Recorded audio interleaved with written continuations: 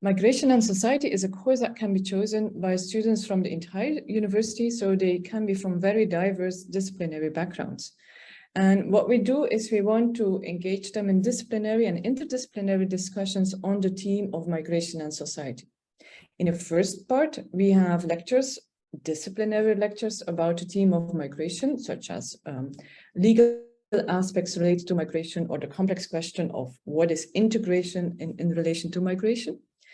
In the second part, we have discussions on particular themes, for example, age assessment of unaccompanied minors, whereby two different disciplines, lectures from two different disciplines talk about that particular questions. And then students engage in a dialogue and difficult questions related to that theme.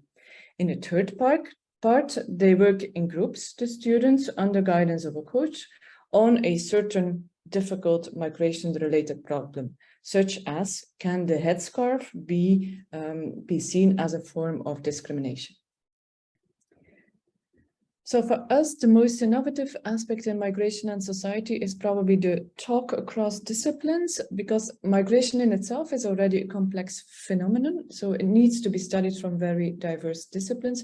But in the course, we try to connect these different disciplines in interdisciplinary dialogues, not only between lecturers, but also between the students who themselves also come from very different disciplines. So for me, is that kind of creation, what you could say in transdisciplinary dialogue, even amongst students. Not to say that a disciplinary knowledge is not very important. That's also why in the first part we start with that disciplinary perspective, but then from there on go to that inter and even transdisciplinary approaches, for me the most innovative aspect.